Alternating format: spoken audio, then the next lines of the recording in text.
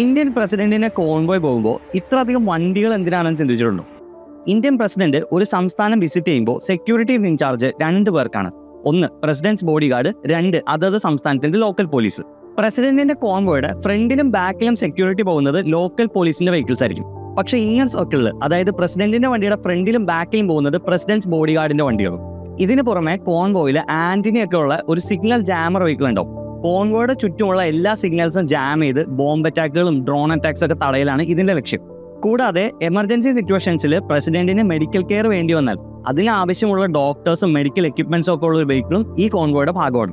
ഇത്രയും വണ്ടികൾക്ക് പുറമെ പ്രസിഡന്റിന്റെ കോൺവോയിൽ കാണുന്ന ബാക്കിയുള്ള എല്ലാ വണ്ടികളും പ്രോട്ടോകോളിന്റെ ഭാഗമാണ്.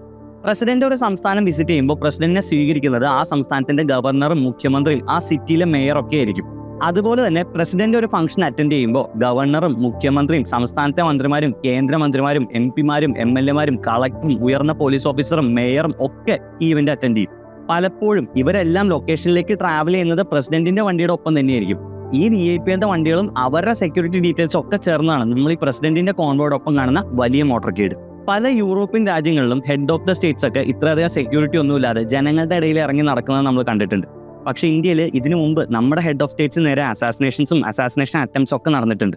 മാത്രമല്ല ജെയ്ഷെ മുഹമ്മദ്, ഖാലിസ്ഥാൻ, മാവോയിസ്റ്റ് തുടങ്ങി പല ത്രെറ്റുകളും നിലനിൽക്കുന്ന ഈ സമയത്ത് ഇത്തരത്തിലുള്ള സെക്യൂരിറ്റി ഡീറ്റെയിൽസ് ശരിക്കും ഒരു ആവശ്യമല്ലേ? എന്താ നിങ്ങളുടെ അഭിപ്രായം?